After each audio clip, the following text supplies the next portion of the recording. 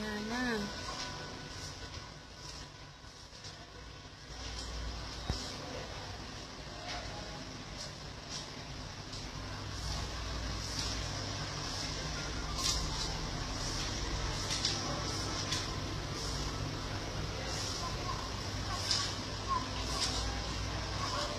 Không có ai vào đi đâu hết rồi nhỉ.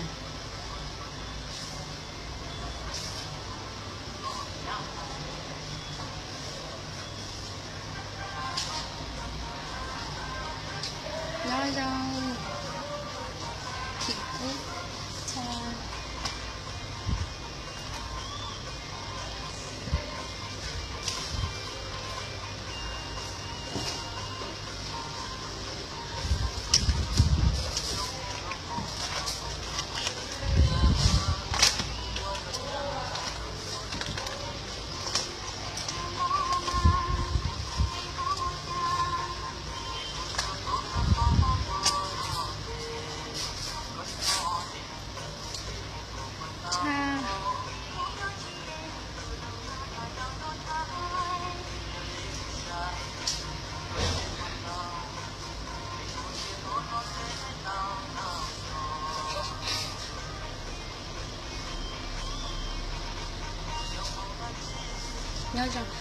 nhớ rằng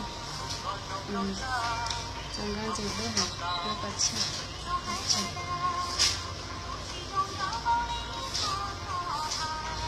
chào nha, chào tất cả mọi người nha. N chào ông N nha. Chị là xin tặng mình share luôn đây. Đừng có luôn bày của tao tên của luôn bè húi ở đây của luôn đi Facebook này.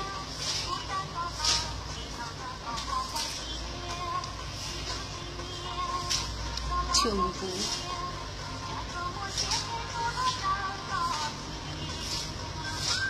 để cho con đường. Chào anh trai nhá. Còn bây giờ thì chào chị Chi nhá.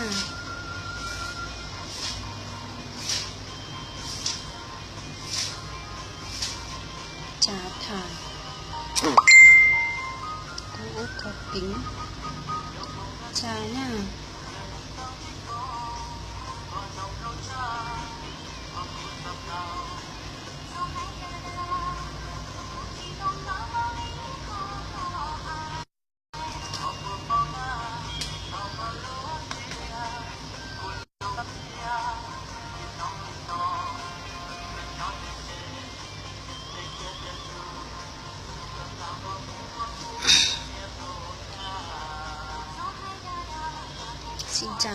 Xin chào nha.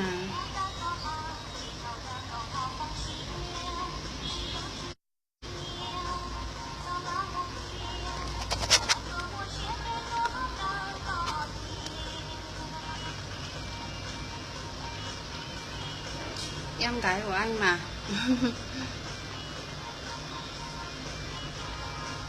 Duy nhất, chào duy nhất nha. Dòng cao đuôi ở đã tủa.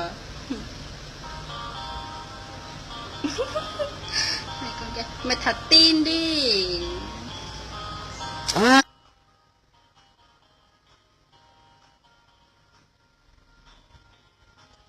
Con lù kia mày thật tin đi.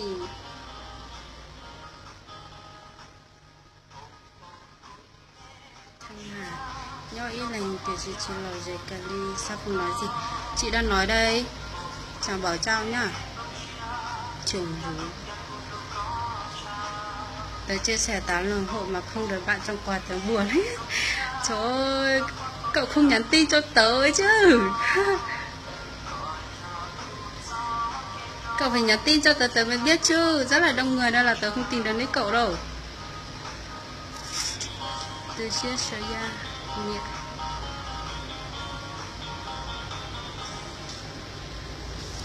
Xin chào nha. Gì lúc chó la nhiệt coi là nơi giới thiệu sản phẩm đó. Ok.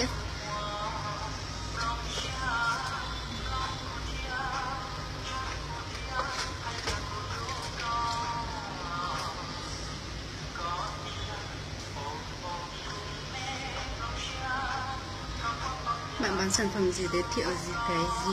À, mình bán sản phẩm trị nắng nhá, với lại trị mụn các thứ rất là nhiều luôn. Con bê mông đi chào con mông. Cú lúc bê mông ạ. Bê mông chè giống như đi của lúc ní Facebook nè.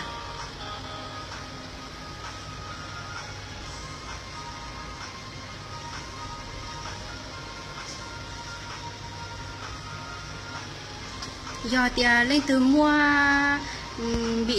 bị nắng đến đó thì lên từ mua mụn nè chè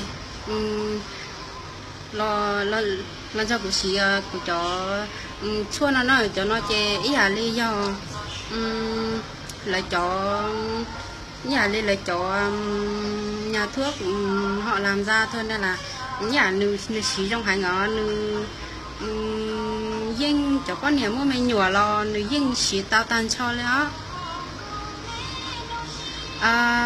Em ít lúc lên nó ít của chị cho tránh sợ như nhá lan à, như bên nhá lan à 150 nhá.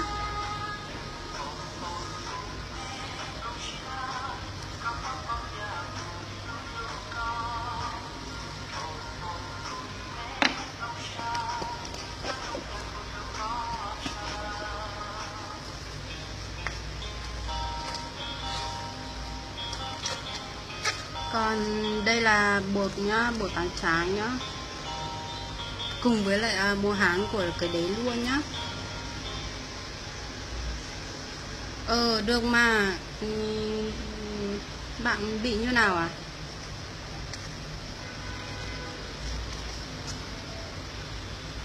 Con nhớ cho khỏi từ cũng nhớ Điện Biên à, Điện Biên là Điện Biên Phủ này, Đông Ú. Chào anh nhá.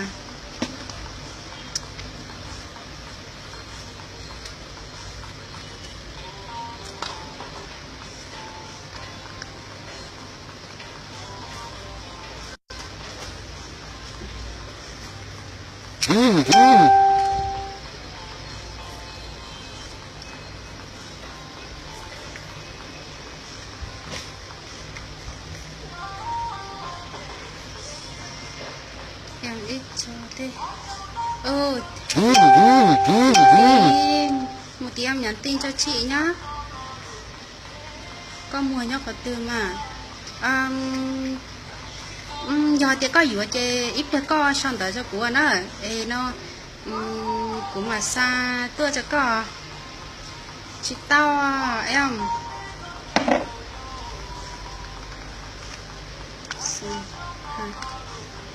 Thôi nó lúc nó chơi ít bùa cho cháu xanh ó. Lúc nào mà giờ thì lên từ mua chó nhiều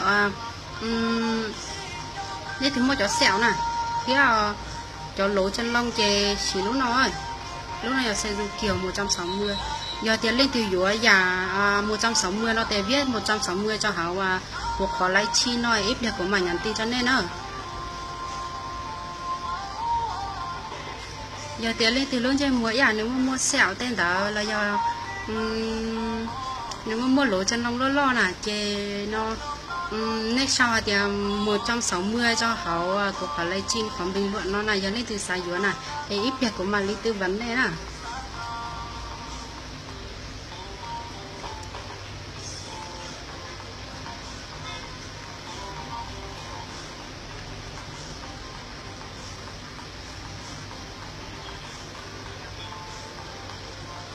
Chỉ mua lên từ dừa lúc nào lên đó.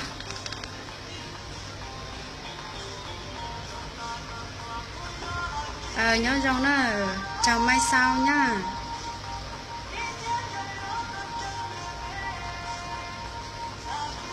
Sản phẩm này thì công ty là ở thành phố Hồ Chí Minh nhá. Một tí nếu mà bạn mua sản phẩm thì bạn nhắn tin cho mình sẽ tư vấn bạn cụ thể hơn nhá. Chào hoa, chào này lìa vàng thì nóng thảo bóng rồi. Chào cả nhà nhá. Cô nhớ chưa thế, cô nhớ có thế à? Nhùa cá tỏ có chiều của chờ sao trái về để có sẽ xí ấy à không có xí nào do tiền nó có sẽ xí chê chào em nha. Em cái gì nhỉ, chuông vui gì kìa em, nếu mà em mua lọ này thì em viết 160 ở trong đấy nhá.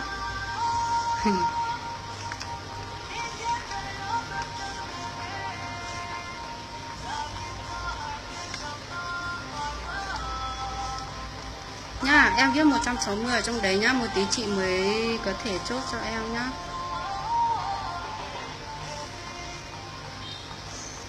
Có đối với cú chê có hải chỉ cho cắt tỏ sẽ không vụ bạn quê ở đâu? À tớ quê ở Điện Biên nhá.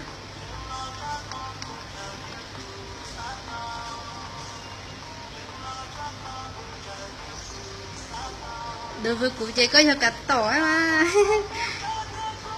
Chào em may gì nhá.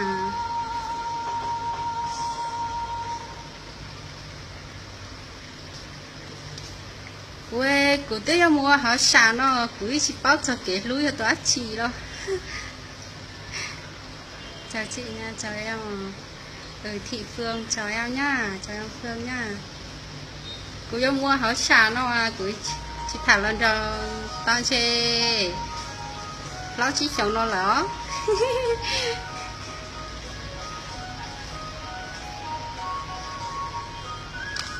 Em chương vụ giờ thì có vừa thì có viết 160 cho coi ít việc của mà ly tư vấn có thiết của mà ly ơi mà chị này để đọc. Tí gửi số cho em chị ơi. Được nhá, một tí chị sẽ gửi cho em nhá. Xin chào cái đu từ chia tạt tiện. Chào chị nhá, chào chị Ái Ly nhá, chào em Vàng Xíu nhá.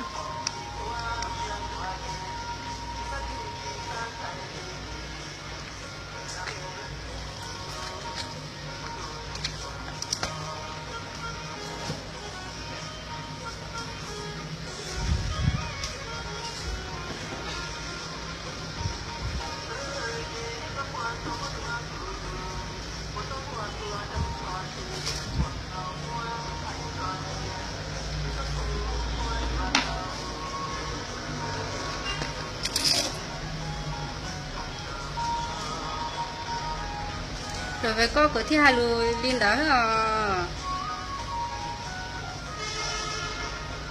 giờ ya có số số đào trái phía tề con nẹp bò chè cú chè. Chào đại ca nhá, Sùng Giang.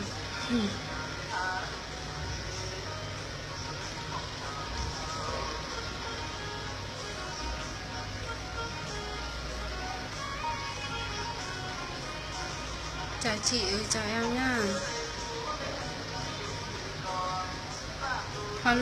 Họ lúc nào nè, do tia lúc nào giờ kem chị mụn hoa đào nè, do tia lý à lý từ mua bó chú thể để xí nó ở lúc một số bé lúc lên đó nè, như thế rong nè,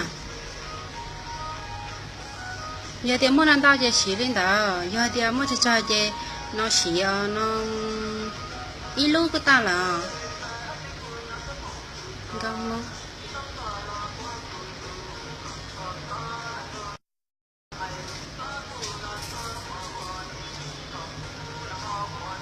cái lối chào chua mùi nữa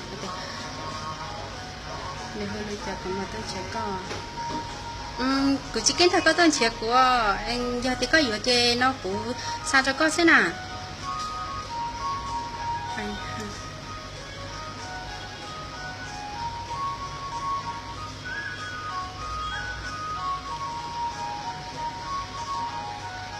ôi mùa thia trẻ mong hữu xia li ho hoa tia có bây giờ trẻ cũng nè.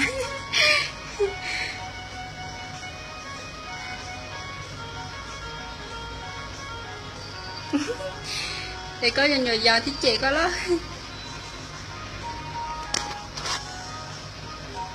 Anh ơi, kem chị mụn nhá, kem chị mụn là hà, chị mụn đấy, nếu mà anh có mụn thì dùng cái này nhá, kem chị mụn hoa đào ấy, nhá. Kem chị mụn hoa đào này là 150 nhá.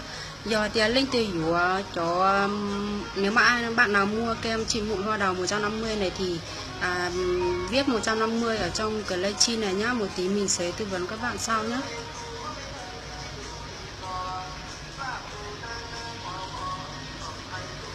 Anh cao không? Cô cho hải lù cha liều, của tức là lò có hải liều à, ủi tôi xiết cỡ.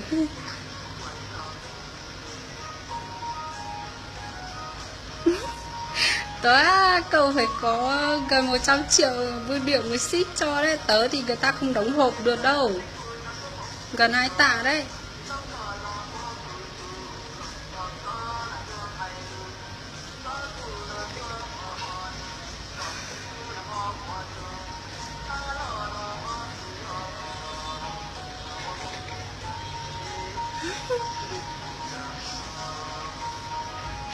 Chào Hồng chị.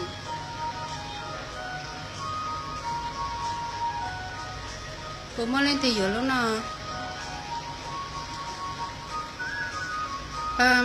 Có hai cho nên sẽ ra thì lúc nào con nhà mua mình nhiều là do chính anh là do cho là lâu lại lo những gì tao tàn cho ấy cho con nhà nơi chỉ mua mình nhiều nên chỉ mua ba bi là nơi cứ dinh bánh tao trong tàn cho nó giá giá đi giờ thì mua bó chè nó đừng nó qua đừng đừng xí rong rong rong rong đua nè hay giờ thì cho nhà đi nếu mà mua hìa chè hìa rồi xí để giò á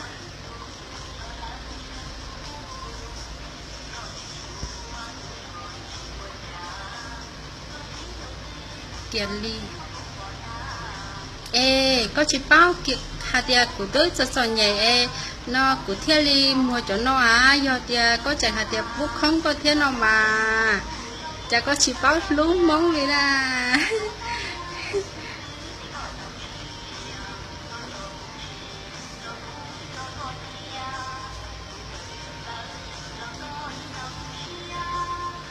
giờ tiệt linh từ xí lú kem chị mụ 150 nó chỉ viết đợt của họ bài là chi nó viết thì kem chị mụ 150 cho họ ít đẹp của mà đi nhắn tin cho nên nữa kia giờ tiệt lấy từ dụ ó lú nè cũng mua ít vật quà nhỏ nhỏ tặng kèm theo thế nào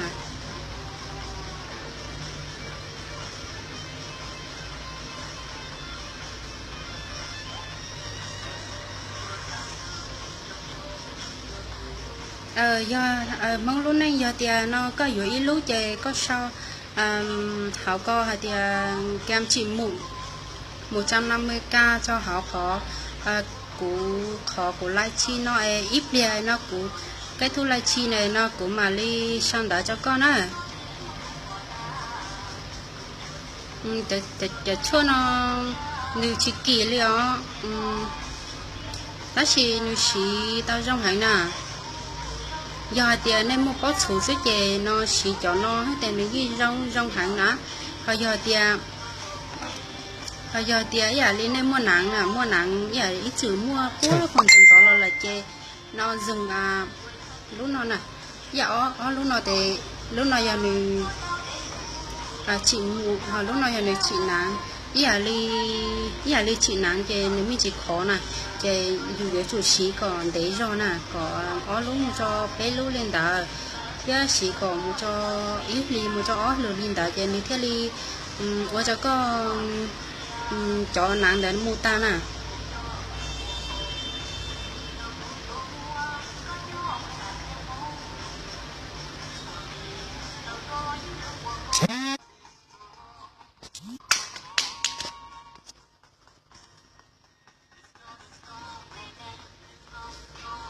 Xin lỗi cả nhà nhá, vừa nói lộn lối một tí. Mình nói luôn ở đây nhá. Cái bạn gì nick file tên là Phong Vi gì ở Điện Biên ấy, có ý thức một chút nhá.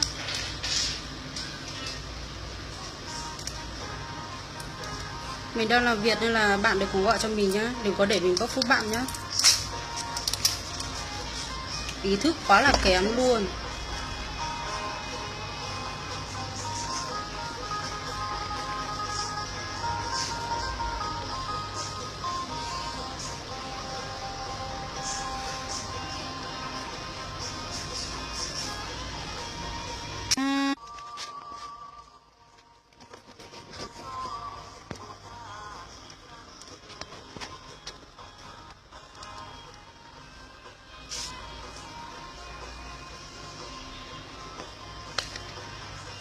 Bị gián đoạn rất là lâu, xin lỗi mọi người nhé. Tại vì vừa nãy có một người ý thức rất là kém, cố tình nhái cho mình suốt, cố tình gọi cho mình suốt.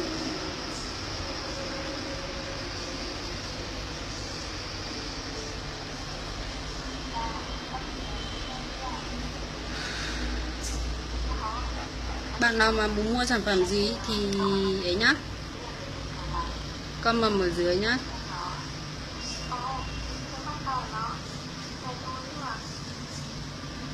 Giờ thì lấy từ mua bó chú tên đó nè, thì mua lỗ chân lông tên đó chị chỉ lỗ ít của chỉ chào nó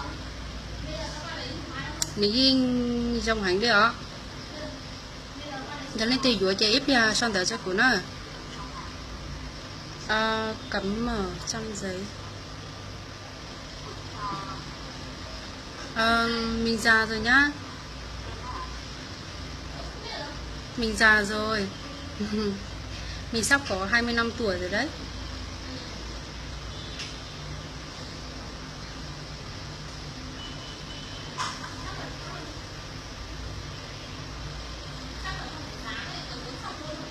Đặc biệt là con gái nhá.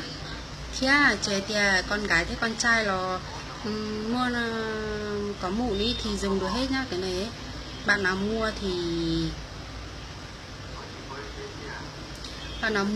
thì để lại số điện thoại ở trong này, để lại số điện thoại ở trong livestream này ấy. Xong rồi mình sẽ tư vấn cho các bạn nhá. Phong Bi, cậu muốn bóc phốt lắm à? Chào nhá, Thu Trai Làng.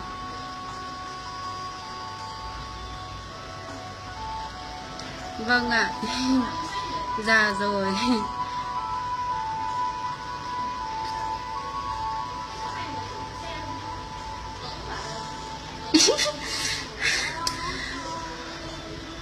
Cú hai cho có thì cú từ mò cú ít hiền hiền á, tới khi giờ thì lấy từ ngồi chỉ trong cho dù chè dù có yên chấp thể nè, chỉ nên dùng cái không cho nó chỉ nên xí trong hàng theo chỉ nên theo bao nhiêu là yên xí tao thành cho liệu giờ thì mua có chè xí để yên trong thành cho liệu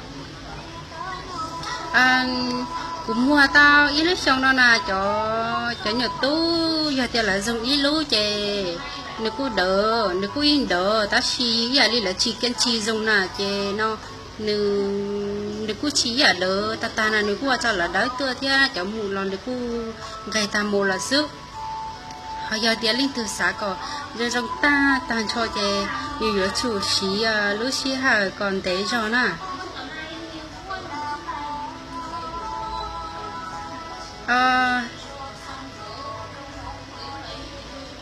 Chị tao thế à, wow.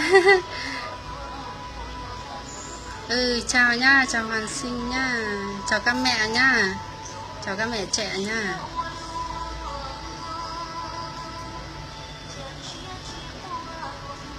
Giờ của bác thì bé luôn hiện tình để biên này mới thuộc thể đi có chê.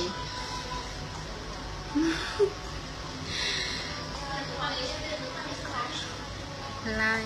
Đây lại nó cái này là các bạn viết là kem trị mụn đông mà kem trị mụn 150 á. Viết ở trong livestream này là kem trị mụn 150. Một tí mình sẽ nhắn tin cho các bạn và tư vấn cho các bạn cách dùng này, cũng như là cách sử dụng như thế nào, và mình sẽ hỏi về tình trạng mụn của các bạn có nhiều hay không, hay là ít hay không nhá.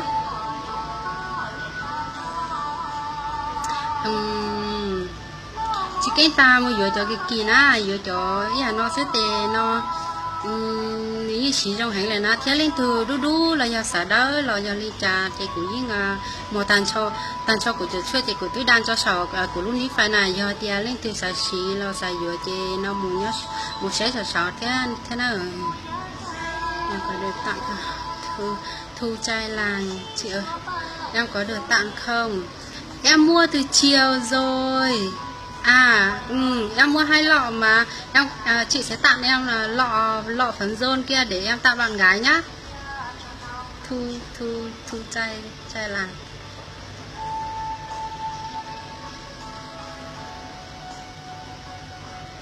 Ngày mai em qua đây lấy nhá, chị sẽ tặng lọ kia để cho em đưa cho bạn gái của em dùng nhá.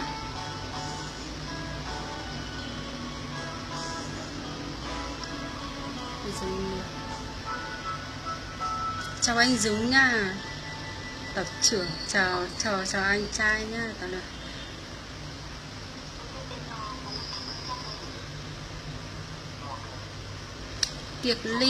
Cái ly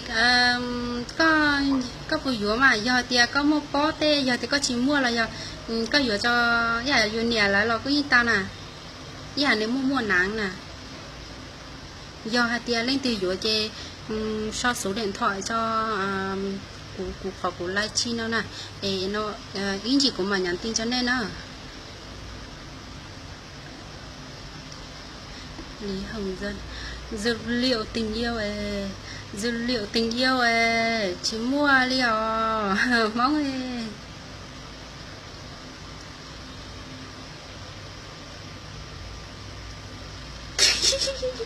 Già Hồng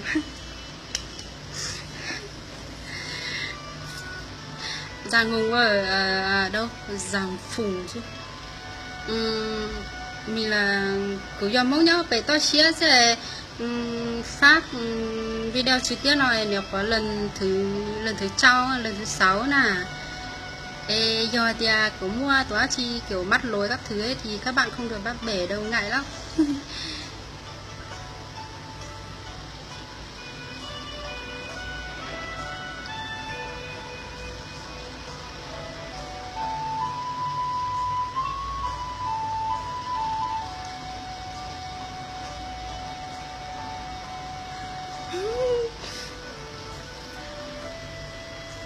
Một thiên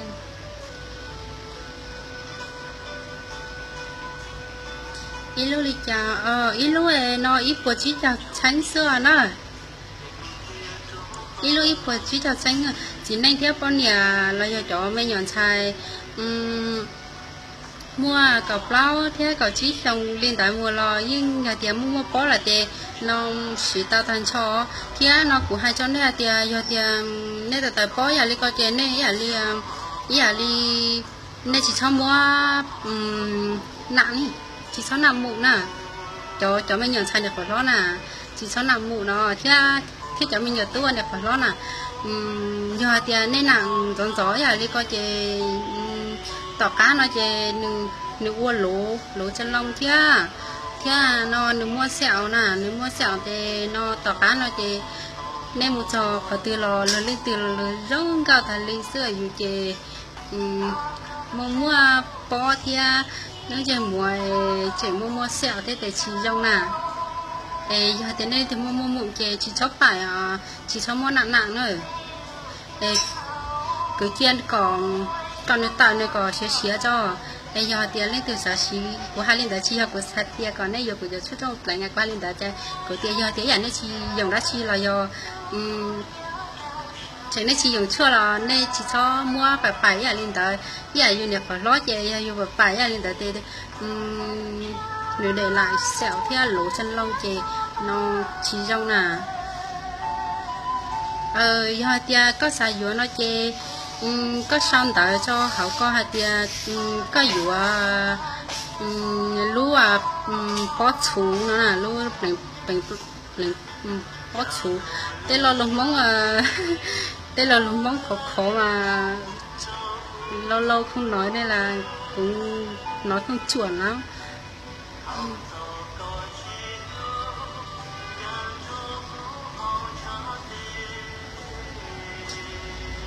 thì tia mà xuân trường của tê thật mà nếu mà bạn nào bị mũi thì đừng có mà nặng mũi nha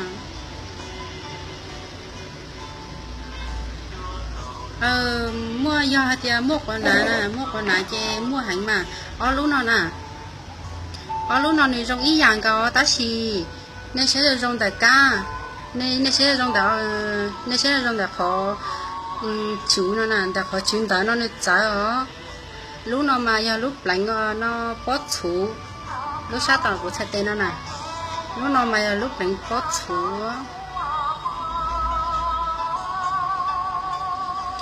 lúc đó chè giờ lúc lạnh quần ná tên đó nè bị hía giờ lấy tìm một quần ná theo mua hía nè chè bánh lúc nào ở lúc nào mà trong cái giờ liao giờ thì nên chỉ sẽ trong mà nên chỉ bao thì giờ nhiều mua nhiều liao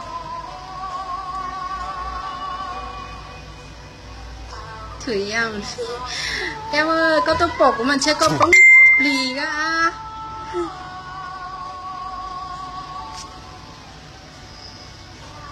sẽ có tốc bộ của mình sẽ có bóng lì rồi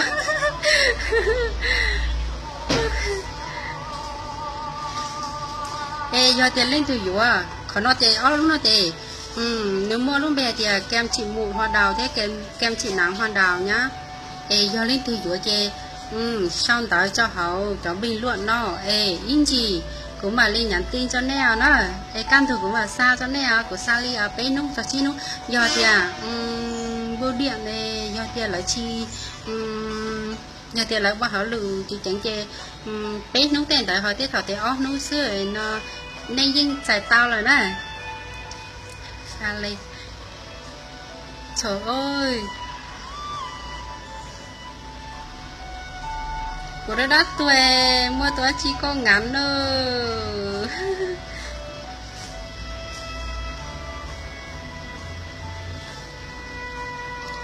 nước tại mấy con ta do mà ở lúc nó chè ý lúc chè non do bánh bót chú họ ý lúc chè họ bánh hía liên tới nó non như chỉ kỳ ý lúc ý của chỉ chào hết tỏ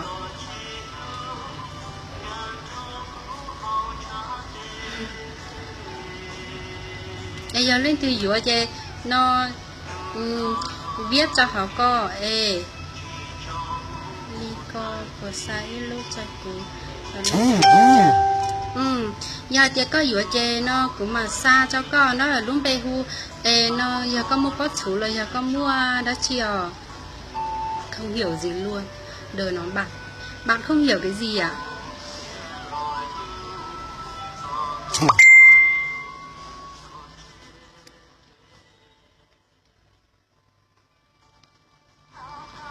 bạn không hiểu cái gì cảm ơn em nhá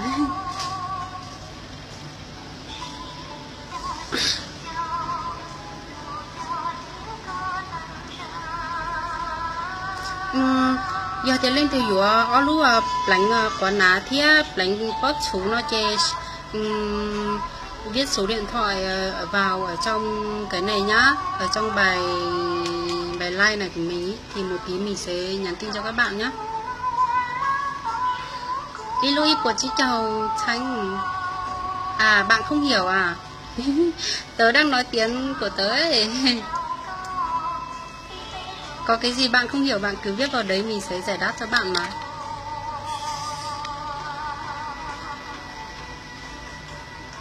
đây nhá kết thúc hai cái này nhá một cái là kem trị mụn, một cái là kem trị nắng nhá. Ai mua cái kem trị mụn hoặc là kem trị nắng mua phát số có mua phát số lo nhân để che xí lúc mua phát số nó ấy phải cũng mà sang đó cho có thì có vừa thì tiền à.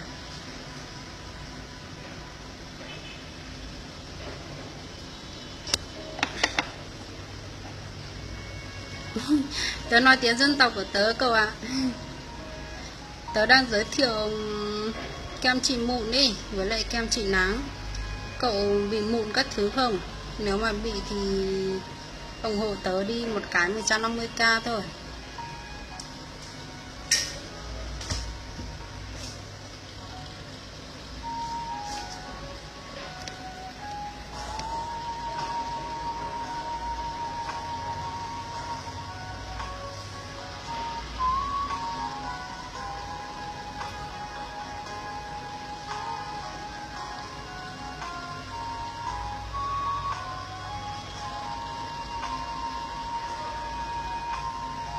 Sơn trường cô tê. Bạn thấy con người có mua được không?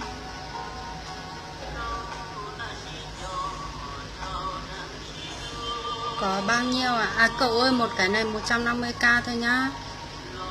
Con trai hay con gái dùng được hết nhá. An toàn 100% luôn. Chào anh vừa dính nhá.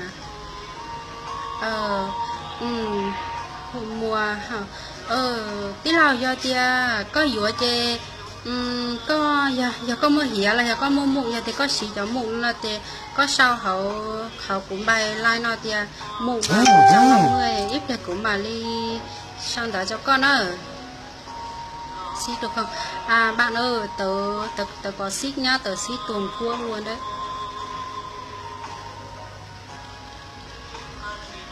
Nếu mà bạn có mụn thì dùng cái này nhá. Nó vừa rẻ mà nó lại rất là hiệu quả luôn.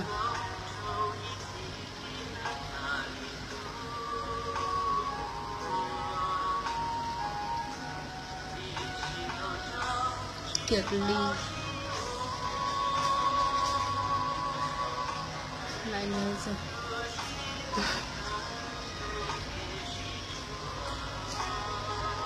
Cậu thế nếu mà cậu bị mụn thì cậu mua ủng hộ tớ đi.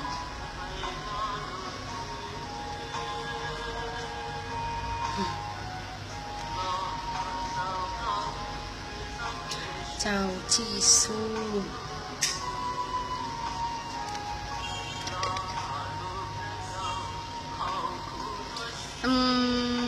Xuân trường cô tê. Anh ơi, cái này không đắt đâu. 150 thôi. Xin xuống Vĩnh Phúc cho tớ nha. Cậu ơi, cậu để lại số điện thoại vào trong đấy nhá. Một tí tớ sẽ nhắn tin cho cậu.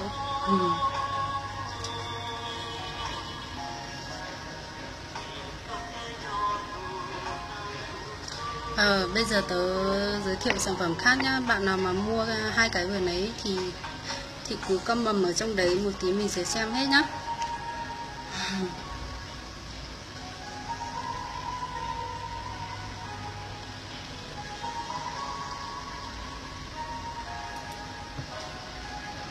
Mát à? Mát sao có thể mua được?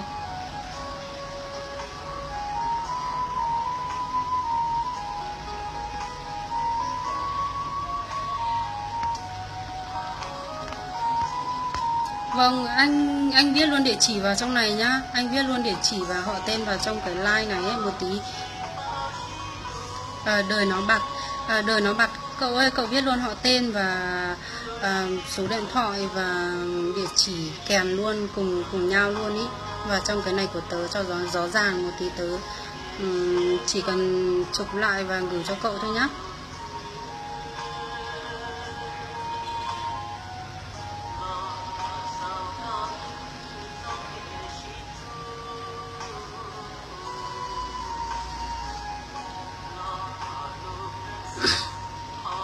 Ly chà có dụng mà hài luôn tao luôn liều.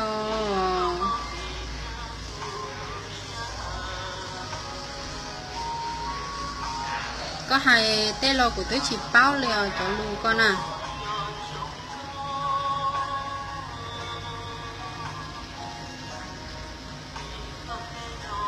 Menatha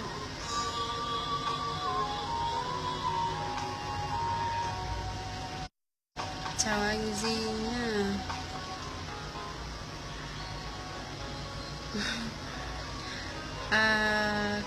Có rất là nhiều thứ mà không thể mua được, đó chính là trái tim và sức khỏe và thời gian nữa.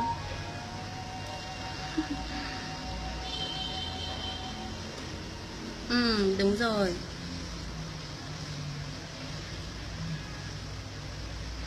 Mùa hàng tức là có sau kia có lúm bê thế hả nó ở có lúm bê thế có phải gì có phải có nhón đỡ cho cụ họ coi ít nha cũng mà đi sao cho con nữa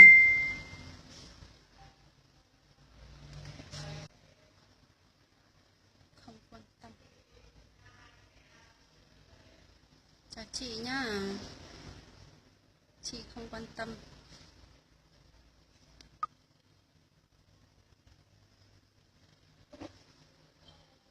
Nhiều không?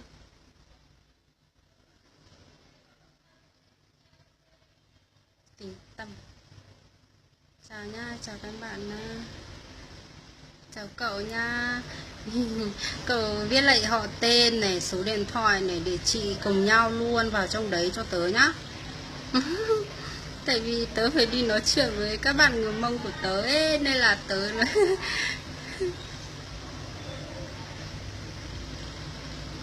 chào dính nha, dính sừng.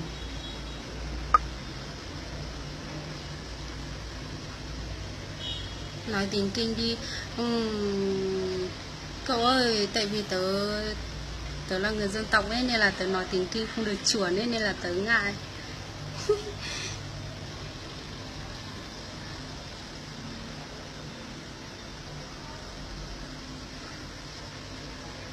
Còn lọ này nhá, lọ này là lọ Seju vitamin C. Lọ này là giá là 250k nhá. Lọ này tác dụng của nó là trị nắng này, trị mụn này, chống lão hóa này. Nếu như da của ai bị nhăn ý, ở mát này ấy, hai bên mát này bị nhăn ở đấy thì dùng lọ này sẽ làm cho da của mình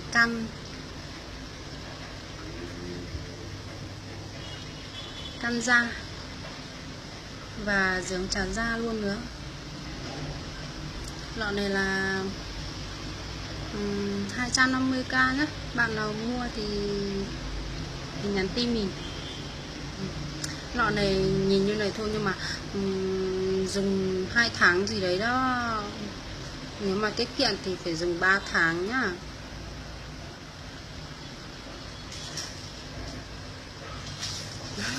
Anh tặng bạn à hay là bạn gái?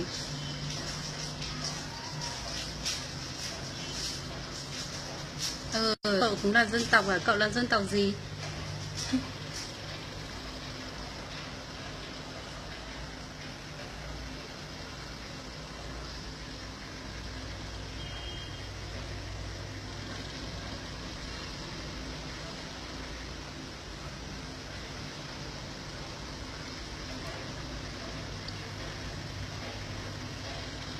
Với lại lọ này là cũng trị lỗ chân lông các thứ rất là tốt luôn nhá.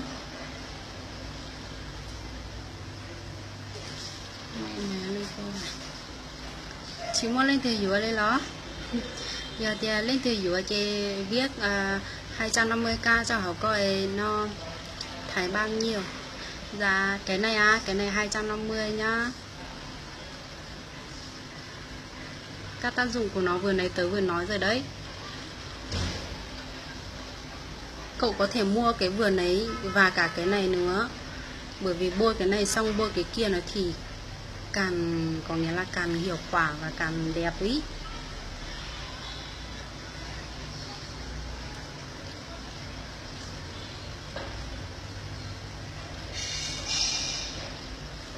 Nên là cái này là 250k nhá.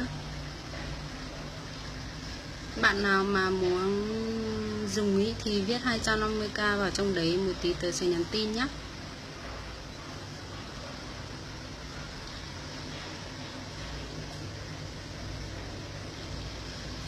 Cái xa chè do tia xa cái bánh chè nó nên gọi chít sánh rồi đó. Do tia xa tránh chè bé cho sánh rồi đó. 30.000 nhá. Nếu mà xin nhanh ấy thì 30.000 nhá. Còn xin chậm thì 25.000 nhá. Bạn nào muốn xin nhanh là do yêu cầu của các bạn đấy. Nếu mà xin nhanh thì sẽ xin nhanh, còn xin chậm thì sẽ xin chậm nhá. Nhưng mà theo tâm lý thì là chắc là ai cũng muốn có nhanh thôi. Nên hầu như là các bạn chọn nhanh.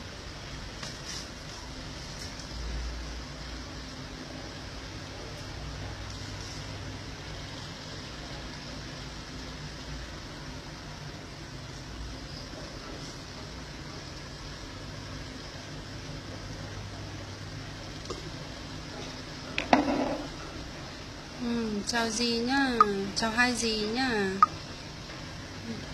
chào dì Mái nhá,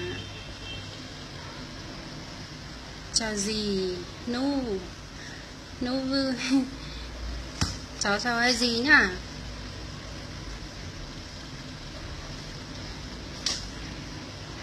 Chào em xử nữ.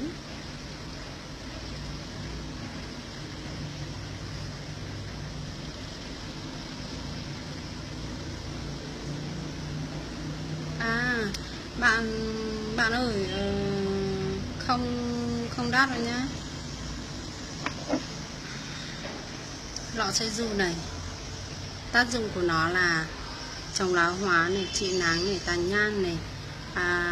Nếu mà da của các bạn bị nhăn ấy, ở bên hai mắt này ấy, thì dùng cái lọ này ấy, dùng cái lọ này là nó sẽ làm cho da của mình cam da và nó sẽ không bị nhăn nữa nhá. Một lọ như này dùng 2 tháng nhá. Bạn nào mà dùng cái lọ 250k này thì viết 250k vào trong cái bài like này của mình, một tí mình sẽ nhắn tin cho các bạn nhé.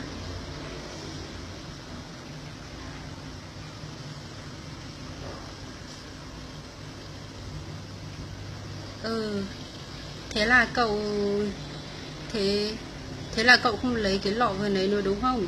Lọ vừa nấy cũng là trị mụn. Mà cậu mà bôi lọ này xong rồi bôi lọ kia đằng sau thì càng tốt đấy nhá. Còn không thì cậu dùng một cái cũng được.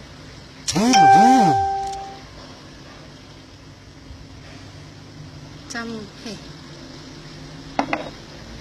Chị đây, chị đang ế đây này. Ước gì mày hơn tuổi một tí thì chị lấy mày luôn.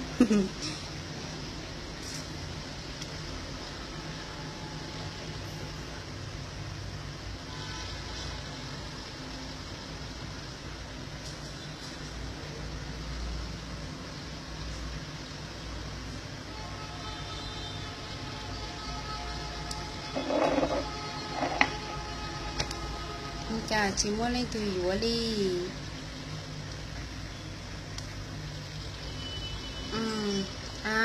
Cậu mua cho bạn gái à? Mua cho bạn gái là rất là tốt đấy. Con trai rất là tâm lý.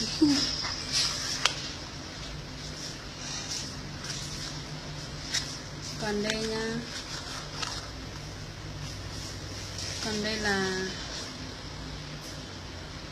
đây là sản phẩm tắm trắng nhá. Cái này vừa rửa mặt, vừa tắm để trắng nữa. Bạn nào mà mua 2 cái mình sẽ miễn ship cho các bạn nhá. Mình sẽ miễn ship cho các bạn và cũng rất là tạo điều kiện luôn. 150k một cái. Ở trong livestream này mình sẽ, nếu mà ai mua 2 cái thì sẽ miễn ship nhá, và 150k nhá.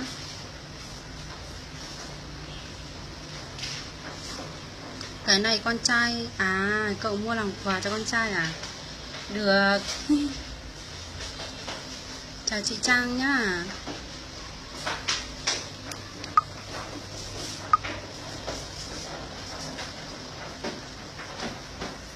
Có ai thích cái này không à?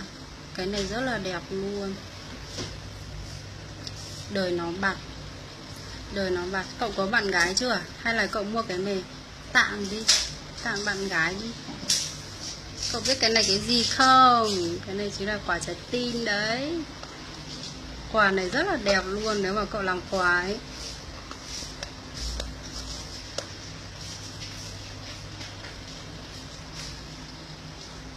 Với lại rất là đẹp luôn nhé. Rất là thơm nữa. Giống như nước hoa luôn. Cái này là xà bông nhá. Xà bông vừa rửa mặt và vừa tắm toàn thân nhé. Bạn nào mà mua 2 cái thì tớ sẽ miễn ship cho các bạn nhé. Tớ làm sao mà ít tuổi hơn cậu được. Cậu bao nhiêu tuổi rồi?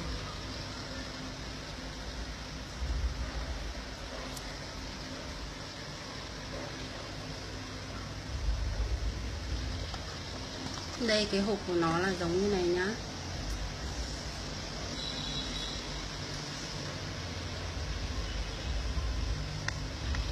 Con trai thì ít khi làm đẹp, nhưng mà con gái thì đừng có bỏ qua cái này luôn.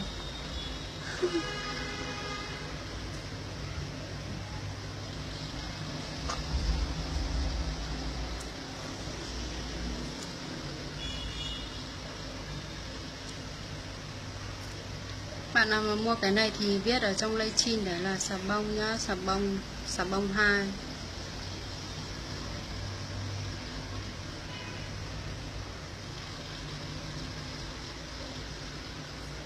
Và may tớ sẽ ship luôn cho các bạn nhé. Kem trị mụn có mấy loại.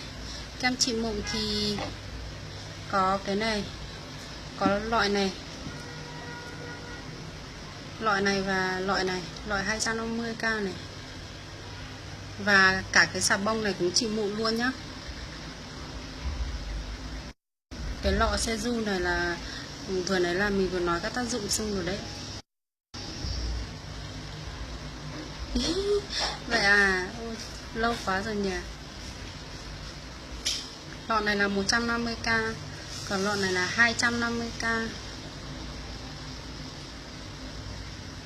Nếu mà mua cả hai cái này ấy, thì sẽ được miễn ship nhá.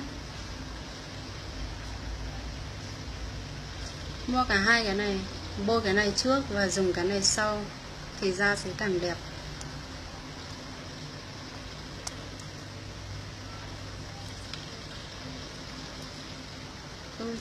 Cậu 91 á. 91 thì phải gọi bằng anh rồi. Tớ tầm 2-3 lần, tầm hình như tớ gần, hình như tầm 4 lần rồi, 4 lần 15 rồi sao ấy.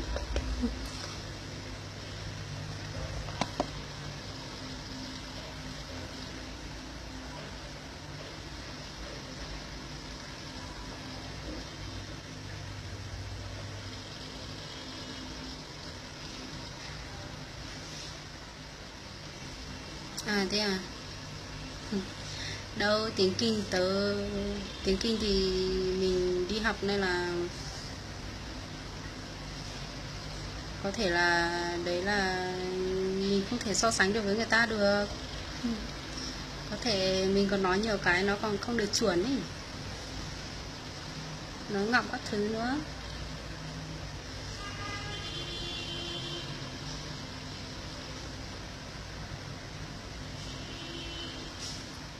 Cậu vào đi. Có cái gì cậu cứ nói đi.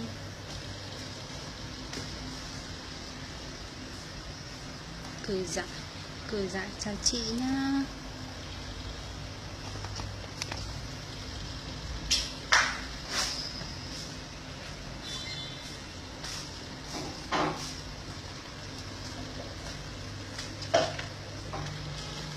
Còn bạn nữ nào ấy, với lại bạn con trai nào ấy mà rảnh đắp mặt ấy, tớ bảo cách dùng nha.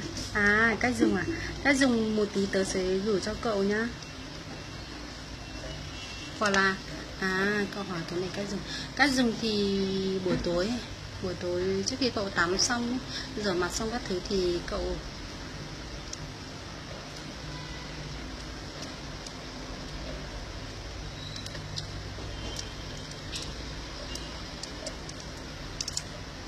nhỏ lên. Cậu lấy một ít lên này ra, xong rồi để vào hai cái má này, đây và đây, đây. Xong rồi cậu massage nhá, massage một đến 2-3 phút gì đấy. Buổi sáng dậy thì cậu vệ sinh hoạt các thứ xong là cậu lại tiếp tục bôi như thế. Một ngày cậu cũng bôi vào buổi tối và buổi sáng.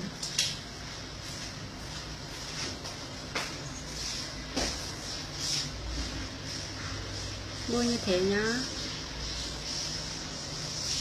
Cái lọ serum này bôi như thế nhá. Còn cái lọ kem trị mụn hoa đào này cũng bôi như thế luôn. Bôi vào buổi tối và buổi sáng. Và khi sinh hoạt xong, tắm rửa các thứ xong thì bôi lên thôi. Xong rồi mới massage 1 đến 3 phút gì đấy, 3-4 phút gì đấy. Rất là đơn giản. Tồn bôi vào những giờ giấc nghỉ chứ.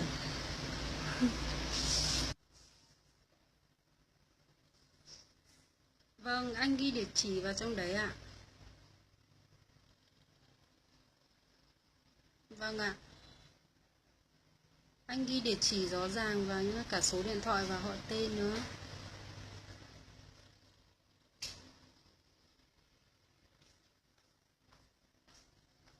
Gửi tận nơi luôn nhá.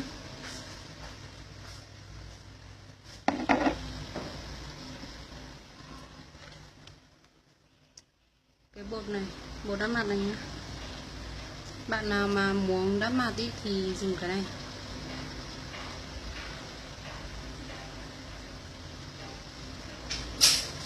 Cái này là cùng bộ với cái này đấy. Đắp mặt 30 phút xong là bôi cái này. Bôi cái này sau. Cái này là bộ đôi nhá.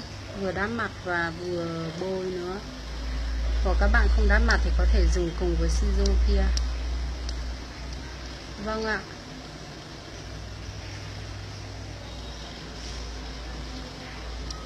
Em không biết đâu nhá. Mí nhổn bua. Chào nhá, chào bạn nhá.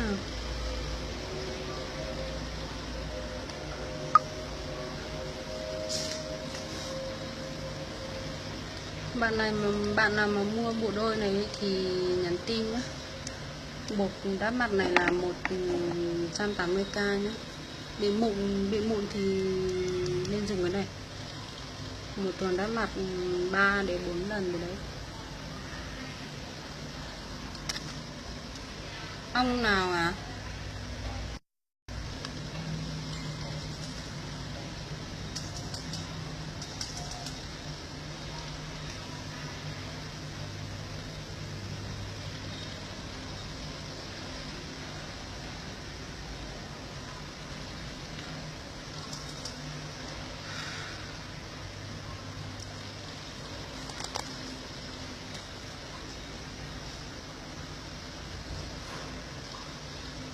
Không, có bạn nào mua cái này không à? Các bạn ngủ hết rồi à?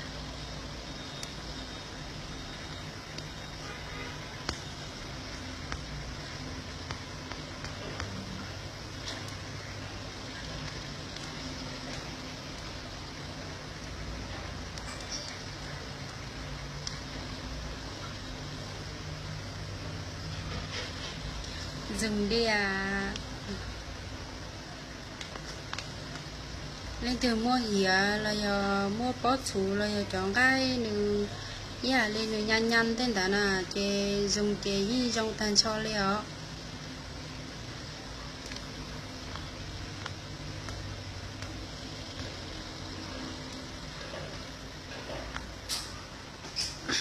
Chào nhá, duy tâm thế giới. Chào nhá. Vâng ạ. Kiệt Ly. Anh lấy cái trị mụn 150k đúng không ạ? Anh viết 150k. Anh viết kem mụn 150k vào đấy nhá. Anh viết là kem mụn 150k vào đấy. Một tí em sẽ nhắn tin cho anh nhá.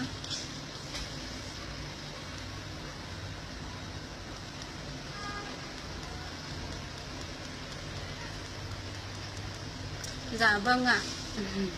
Anh lấy lọ 250k được không ạ?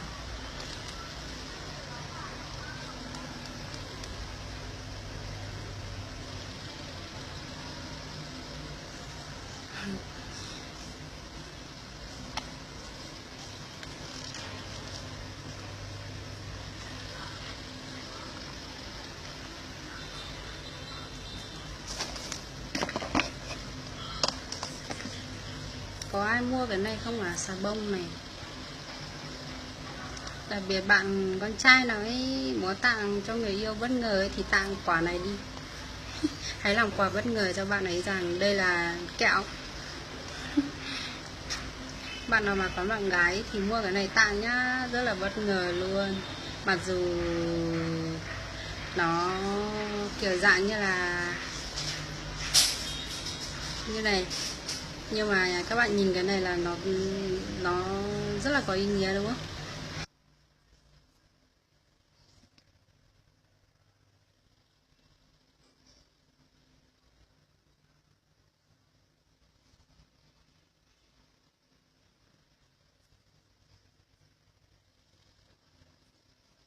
Cái này là có thể tắm nhá, tắm toàn thân luôn, tắm trắng này.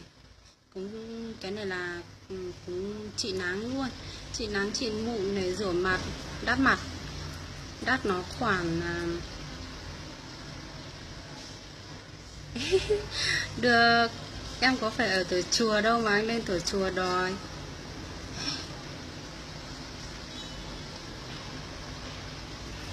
Em không phải tuổi chùa đâu nhá.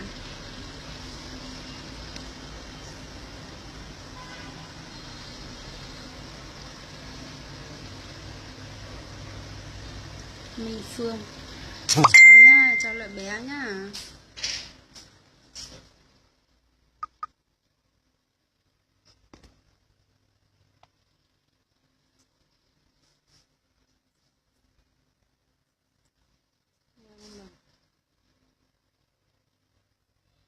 Có ai dùng cái này không ạ?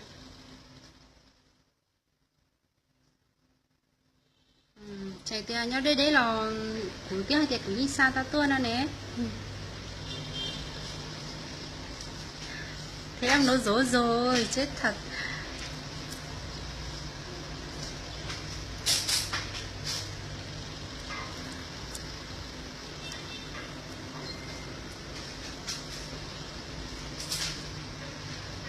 Vâng, nhất trí luôn nhá.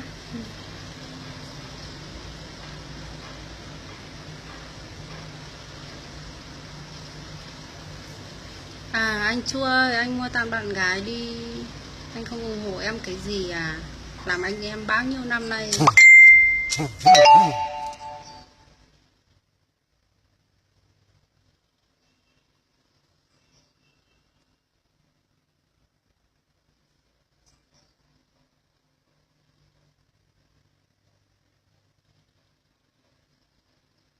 Trang, chào Trang nhá, em gì? Chào bạn nhá.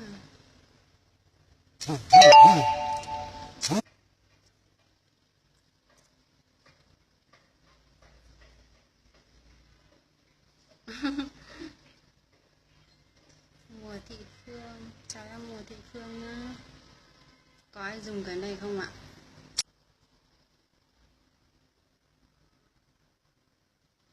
Anh mua cái này tặng bạn gái đi, làm quà bất ngờ luôn. Anh thấy nó đẹp chưa?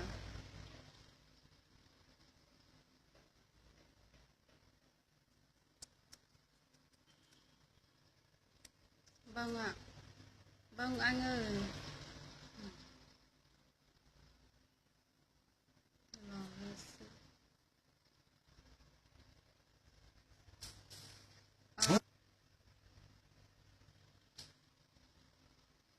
Chào Mai Kiều nhá. Nhớ lên từ dưới lúc nào nè, chè son tới nữa lúc nào. Lúc này là xà bông. Biết là xà bông ở trong đấy.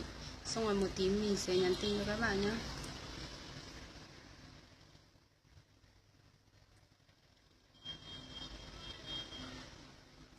Cái này là thơm lắm, như nước hoa luôn ấy.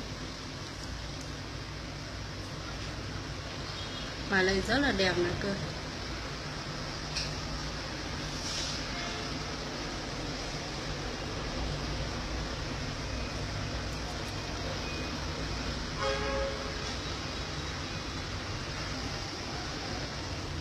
Bạn nào mua thì viết xà bông ở trong đấy nhá, một tí mình sẽ tư vấn cho các bạn nhé.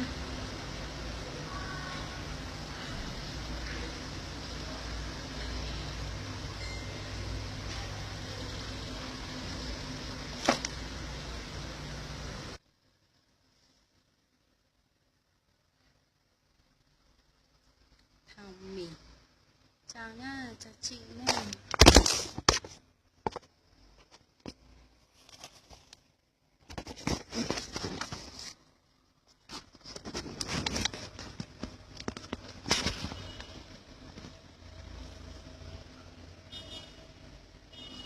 Rồi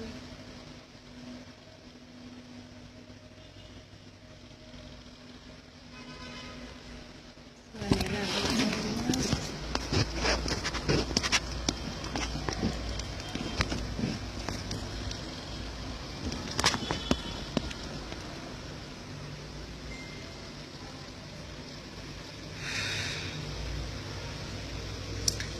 Bạn thấy con người buôn bán được không? Con người không ai có thể mua được cả.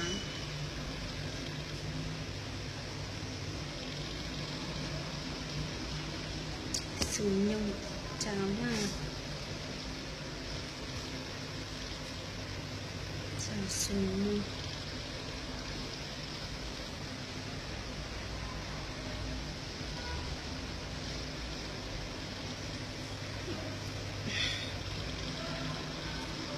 Có bạn nào hỏi cái gì nữa không ạ?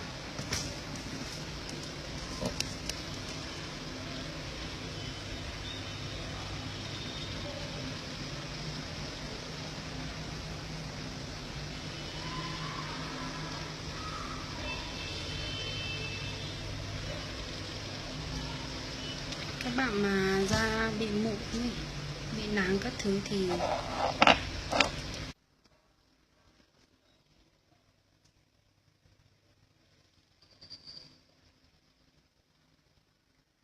nhắn tin cho tớ nha.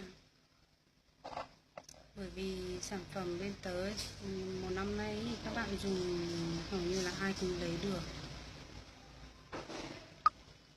rất là rẻ nên là bạn nào cũng mua được hết nhá. Với lại dùng rất là tốt luôn, rất là hiệu quả luôn nữa. Có thể là một số bạn trong quá trình dùng gì đấy các bạn không làm đúng với yêu cầu của mình, hướng dẫn của mình, nên là một số bạn có thể là dùng chưa đỡ hẳn. Nhưng mà mình nói thật với các bạn là dùng 1 tháng hoặc là 3-4 tuần gì đấy thì nó sẽ không thể đỡ hẳn được, bởi vì da của mình là da thịt ý. Nên là hãy bỏ thời gian lâu lâu vào, 1 đến 2 tháng 3 tháng gì đấy. Và sau khi kiểu dùng cái kem trị nắng hoặc là cả kem trị mụn đấy, các bạn có thể đắp mặt bằng tự nhiên, ví dụ như là dưa các thứ đấy. Do hai tia ấy à mong do vậy tay gió tệ giờ tia chí mua toa chi thì đắp mặt là chị có thể đi mua sữa chua hoặc là mua này cho đi tiền tại chị mình có thể lấy dưa đấy đắp mặt cũng được.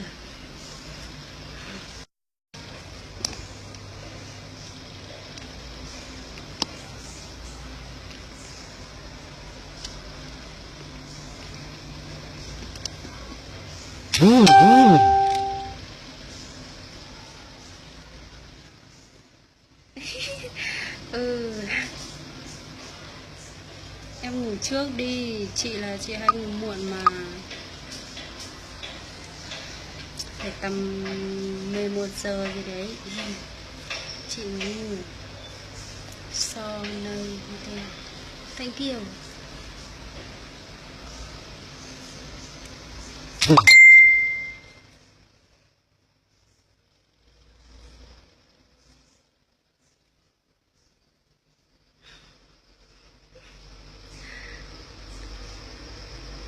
Thật sự là trong cái cuộc đời này của tớ có những người bạn hoặc là những anh trai tốt như anh thì thật sự là rất là đúng nghĩa luôn.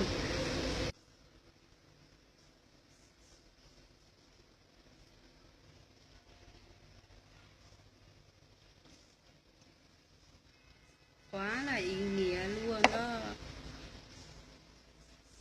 Nên là em rất là quý anh luôn đấy.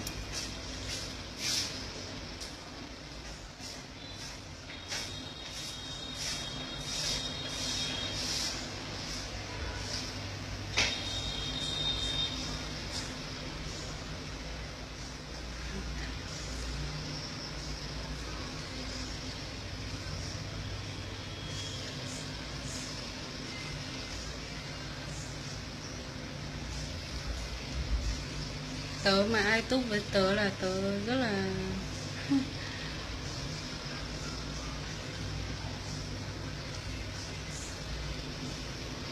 tớ rất là quý mọi người luôn đấy.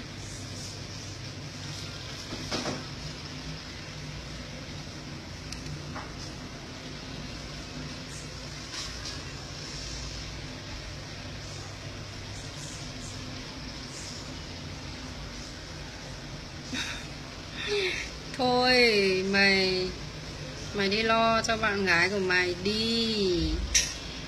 Mày lo cho chị mày làm gì? Mày lo thì mày kiếm rẻ cho chị đi. Lại còn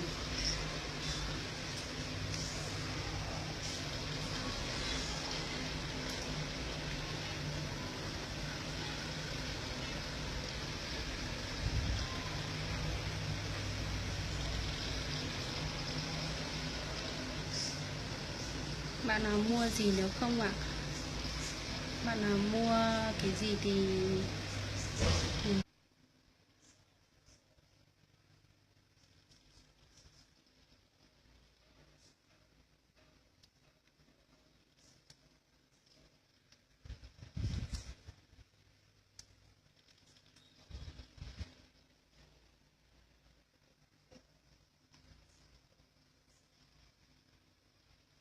bạn nào mà mua cái gì thì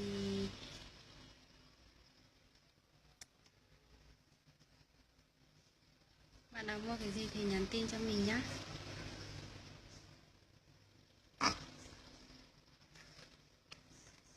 Đây là sản phẩm tán trắng bên mình nhá, 180k, 100% hoàn toàn thiên nhiên luôn nhá. Cái này tắm mà nó từ từ trắng thôi, không phải kích thích trắng như nhiều sản phẩm khác đâu nhá.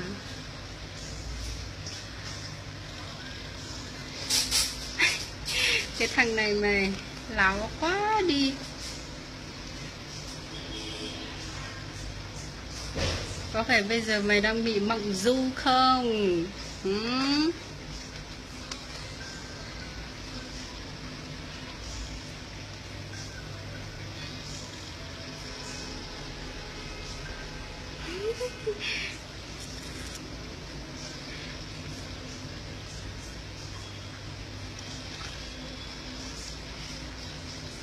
Mày có nghe thấy cái gì không? Trưa nay chị đã bảo rồi, ngủ ít thôi.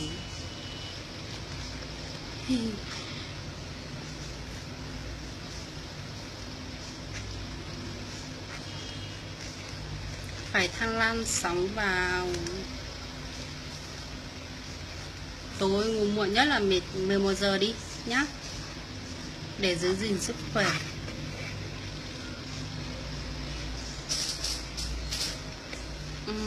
Chị biết mà, em trẻ.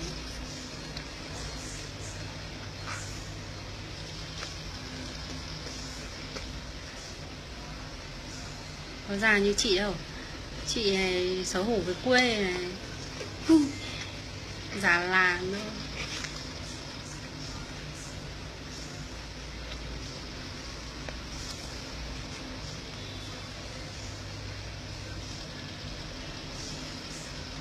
Chị không giận đâu, em chiêu chị thoải mái mà em.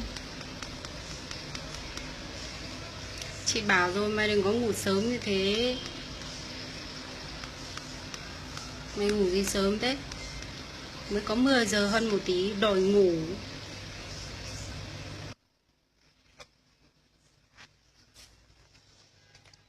muộn thôi, 11 giờ đi. 11 giờ mày mới ngủ. 11 giờ mới ngủ nhá. Ngủ sớm không được. Mày ngủ sớm quá thì mày đã là lãng phí một nửa cuộc đời rồi. Nên là ngủ muộn một chút nhá. Chào anh Trắng nhá.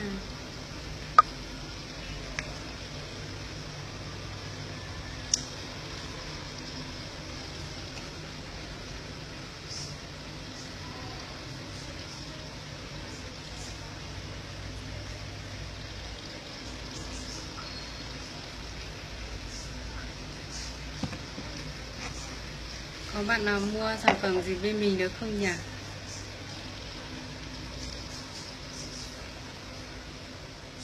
Kem trị mụn, kem trị nắng. Em chào anh nhá, anh Tráng nhá.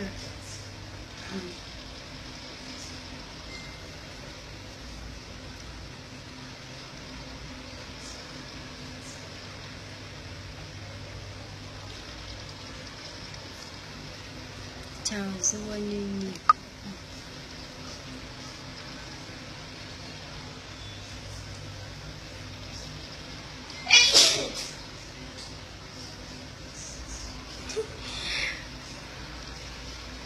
Em đợi câu đấy từ lâu lắm của anh rồi. Hôm nay anh mới khen à. Trời ơi. Không màu mụn nữa. Thế mà ủng hộ chị thôi. Mà màu mụn thì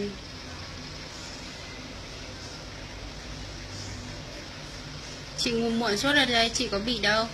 Lúc nào cũng phải 1-2 giờ chị mới ngủ đấy. Mày chả biết quý cuộc sống gì cả. Suốt ngày ngủ sớm, dậy sớm mà dậy muộn.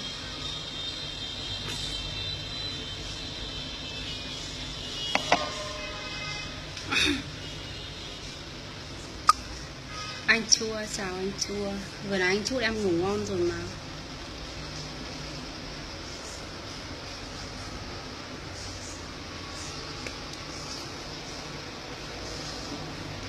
Chào trẻ con, chào nhóc ký nha.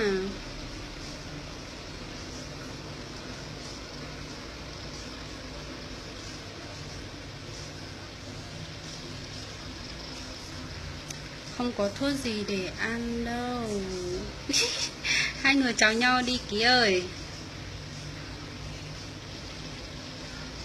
Không có thuốc để ăn đẹp trai đâu nhá. Chỉ có thuốc có thể là bôi để cho đẹp hơn lên thôi. Ăn vào thì không được.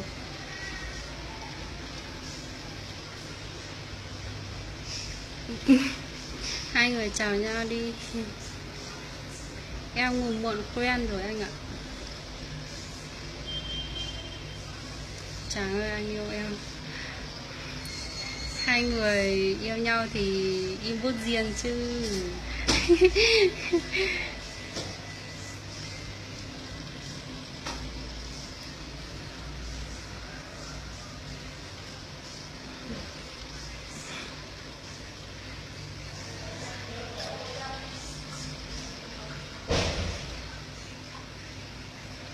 Với chị thì mày cũng là nhóc.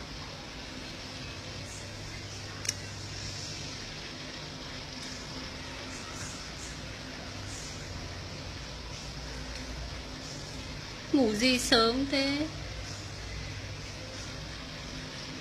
À thế à? Em không biết nguyên do vì sao cả. Nhưng mà em nghĩ là con người của em chắc là vốn dĩ như thế. Nên là em chả trách ai được.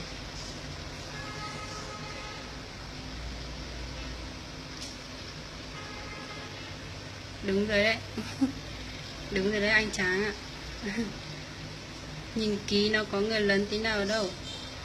Nhìn cái tóc thì trời ơi.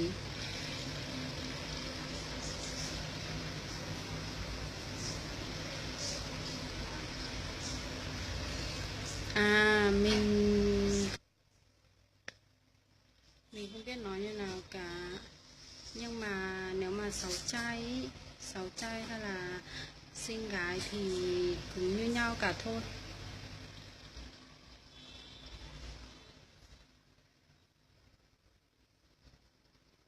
Xinh hay xấu thì do mình mà. Mình xấu thì mình sống theo cách của mình.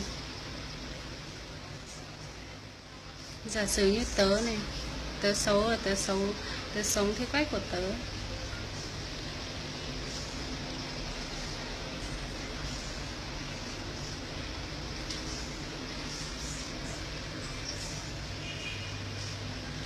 Hôm nay à? Không được gì luôn, hôm nay hầu như thời gian là nói chuyện với mọi người ấy.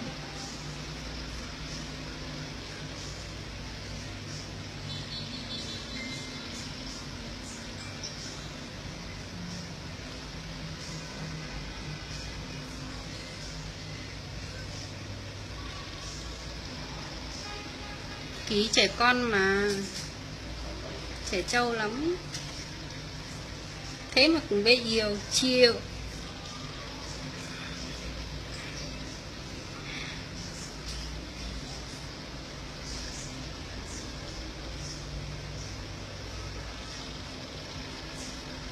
Ừ, chị cảm ơn nhá, mày ngủ đi.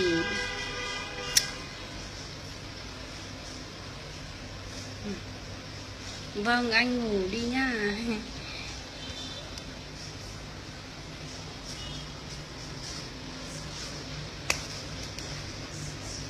Lia dính.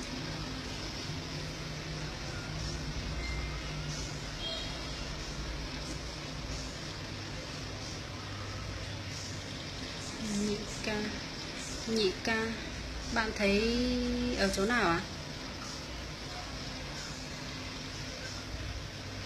Bạn thấy ở chỗ nào đấy? Câu nói của bạn vừa rồi là mang ý nghĩa gì?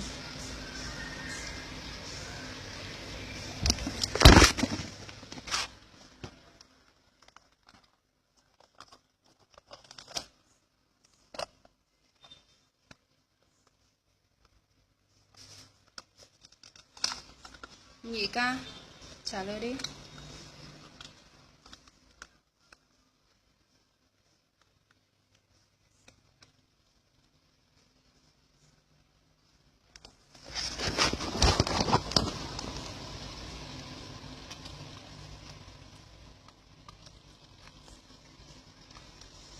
Bạn nào mà mua sản phẩm gì thì một tí mình sẽ nhắn tin cho các bạn nhé. Các bạn vừa nấy.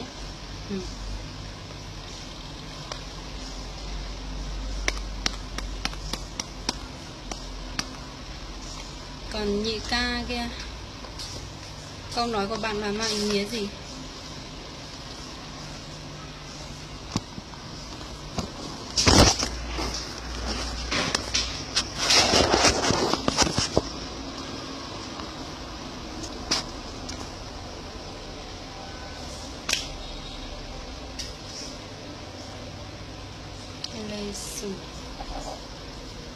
Vâng ạ, em cảm ơn nhá.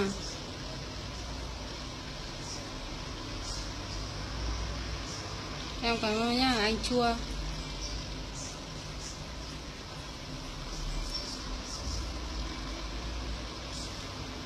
Lê Sùng.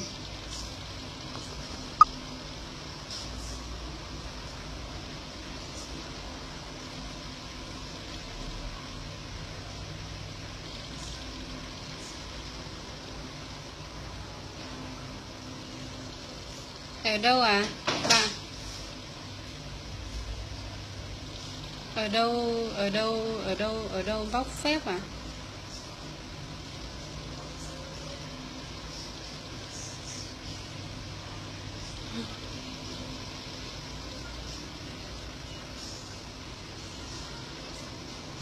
Mình bây giờ là mình vừa nãy là mình giới thiệu sản phẩm của mình bán, bây giờ là mình nói chuyện với mấy bạn thôi, nên là không có cái gì là bóc phép cả, nên là bạn lưu ý cho mình nhá.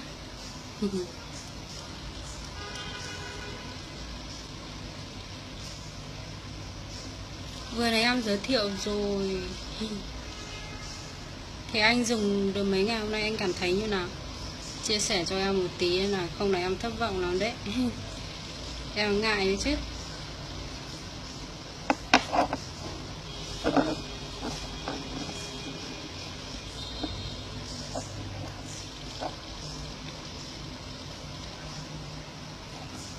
Sản phẩm vừa nãy thì em giới thiệu hết tất cả rồi.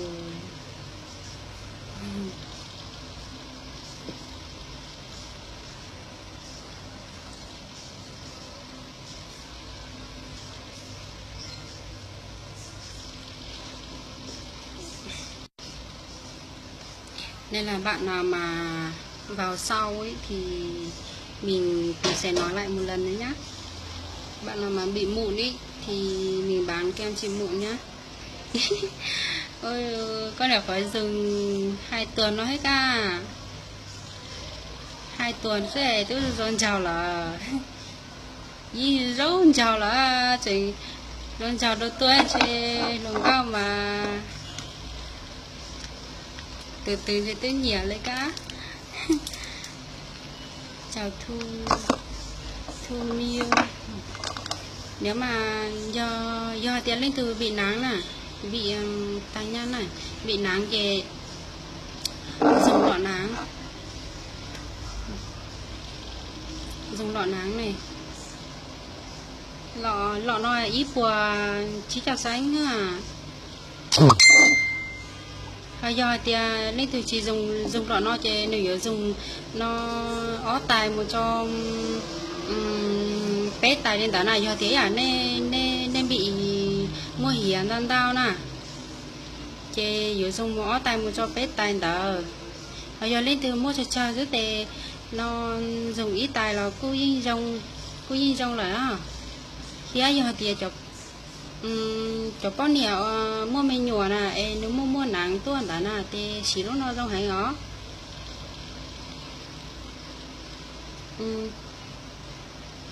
lên nhưng an toàn mà an toàn cho con và mẹ cả nhá 100% luôn, mình đảm bảo với các bạn luôn nhé, tại vì mình bán 1 năm nay rất là nhiều người dùng rồi, người ta đỡ hết nhá.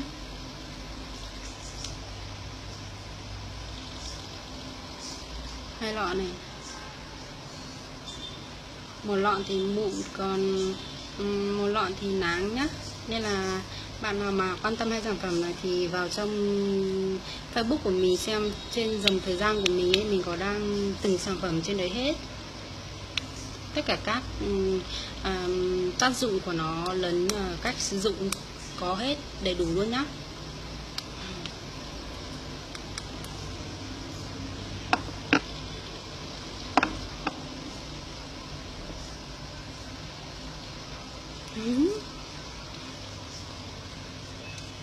Thôi cười đâu.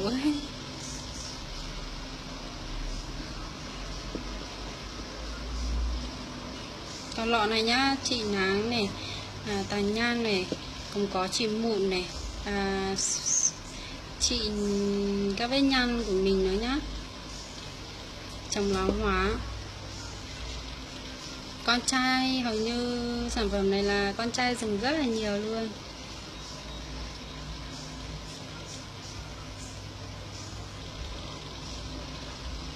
Cái link trang shop của mình ấy, mình đã đăng lên trên face của mình rồi nhá.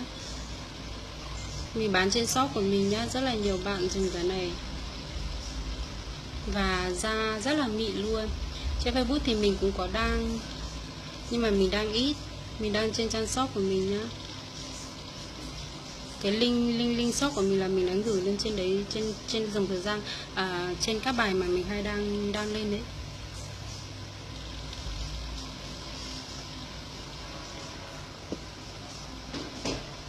Cái lọ này là ý là lìa cho con nhà mua chỉ là lo do chỉ ta hiểu là do lấy chăn đó ý là lên nu ý là lên nu lùa tên đó nửa tên nó giờ thì chờ nè nhanh thì thể chị dùng lúc nó chị nó áo của chỉ cho sáng lúc nó dùng ly áo lì lên đó chỉ ta trong hành đó.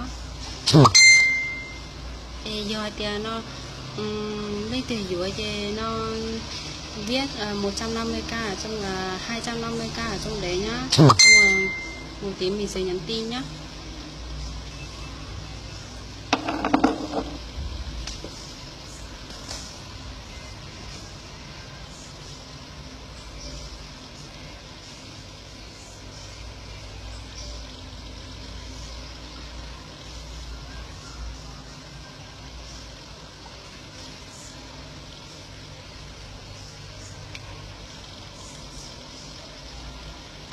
Họ do tiền cho nên lao mua ly bé cho xong mua cho bác chỉ chọn đỡ nếu mua nắng thể hành đi nà chê nếu xí lúc người ta của hai ó của chỉ chọn là theo lúc nào à chỉ ta luôn đợi chê nó mua lúc đồng ý của chỉ chọn nó bánh tỏ cá thế chê nếu cho dù chọn ai đó thì nó như là lên như xí tê được khó là hai tiền được thúc đẩy có hiệu quả này nó cao hơn ý rất là tốt luôn nha. Ngày trước da mặt của mình rất là xấu luôn. Đợt trước là mình có dùng một sản phẩm ý, xong rồi bị hỏng da.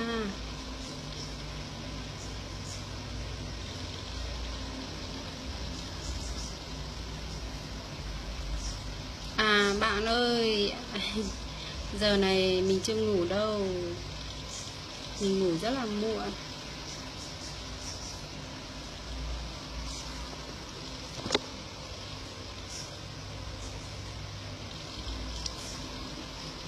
Nên mà ai mua thì nhắn tin cho mình nhé.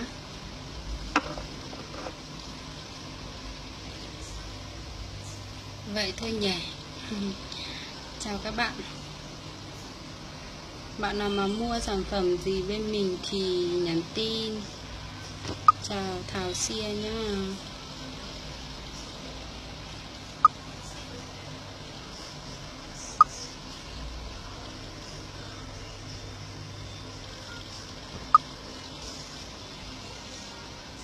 Sia, cả nhà ngủ chưa? To xia xong. Bạn ơi, mình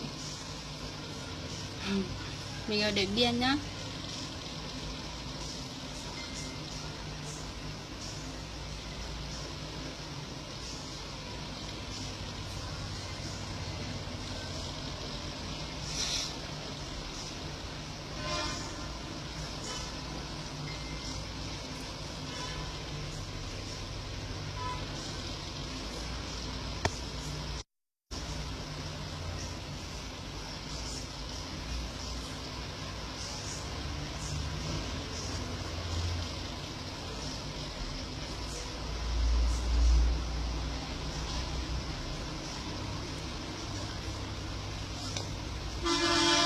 Do lấy từ xã dục không á chi mà sang đã cho quá sang để cho của can thực của xa kia cho này à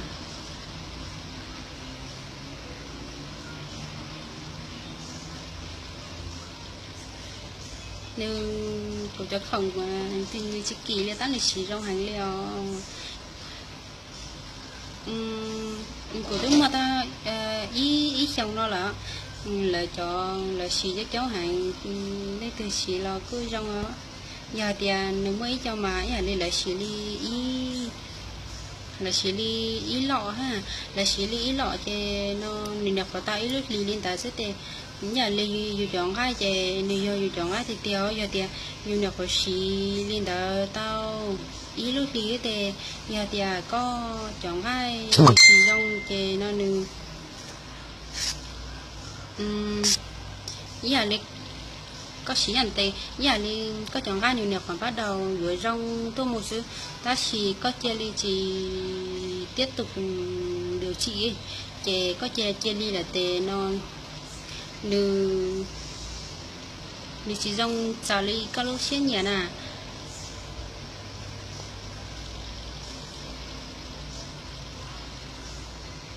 thế nó cũng mua ý cho em nè ý cho em gái chị ý là đi cũng khe lại tiền xí chạy yếu chủ xí li ý một cho bé luôn đi chạy yếu chọn gai nửa theo li ý à nửa theo li cải thiện rong rong tua nè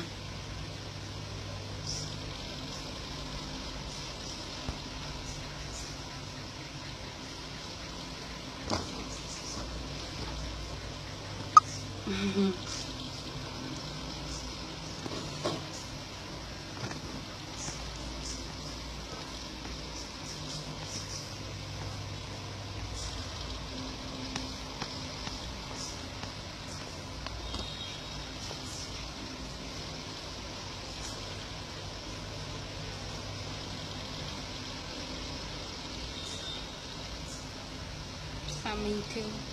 Chào chị nha. Chào chị Phạm Minh Thư.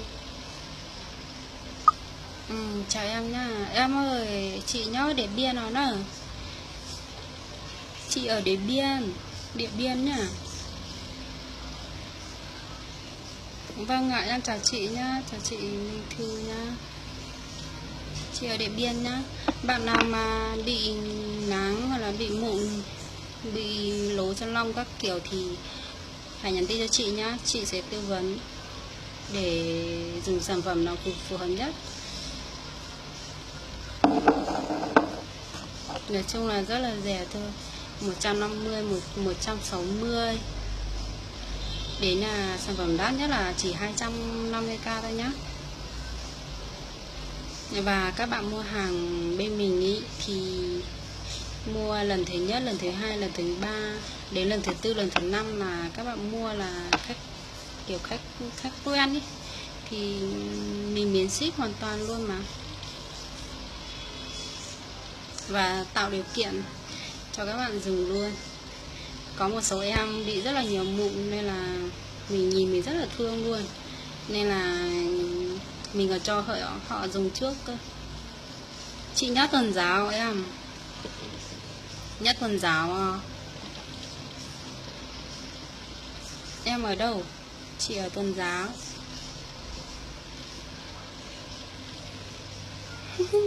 Chị thì lúc nào chị chả khen em.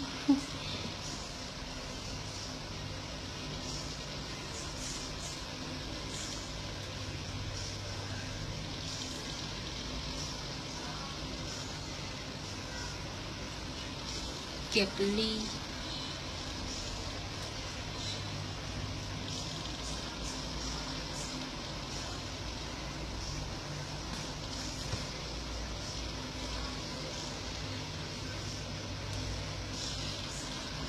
Nhá, bạn nào mà bị mụn các thứ thì bị nắng các thứ, bị sẹo các thứ thì cứ nhắn tin cho mình. Nói chung là sản phẩm bên mình là mình bán một năm nay rất là chạy luôn, rất là nhiều bạn dùng, rất là nhiều khách dùng, và mình rất là tạo điều kiện cho một số bạn, một số em mà chưa có tiền ấy thì mình cũng đưa cho các bạn dùng luôn.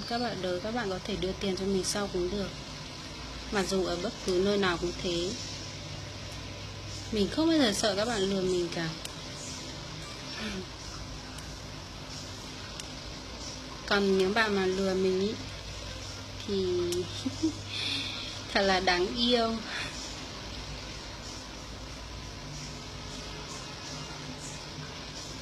Chỗ nào Điện Biên? Vậy à? Vâng em ạ. Em ở đâu? Chào anh Thảo Xuân nhá.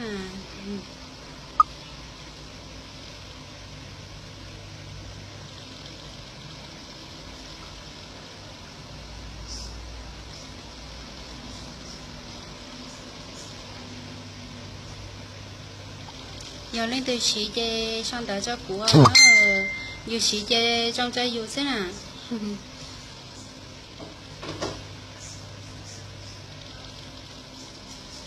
Dù xí chê trong chơi dù thế, trong chơi dù tụt khánh nè, chỉ trong cho lên từ leo.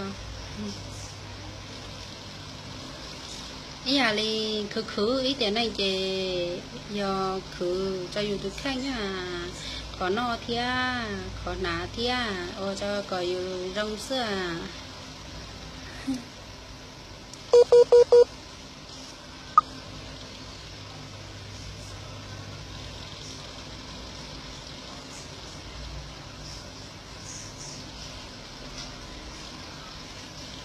Chào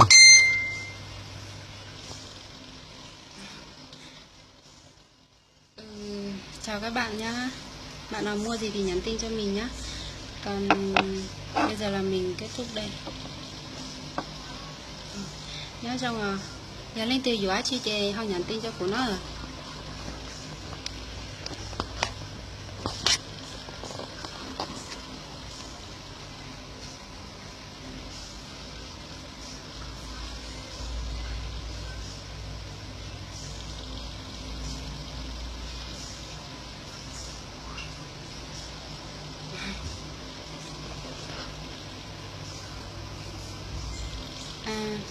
Chị chị Minh Thư ạ. Em nói tiếng dân tộc của em kìa. Em nói tiếng dân tộc của em đó.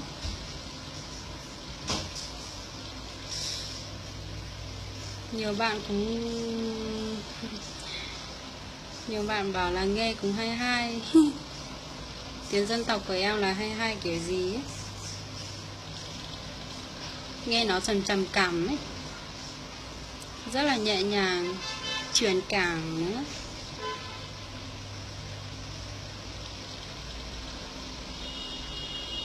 Em chào chị nhá. Em kết thúc đây.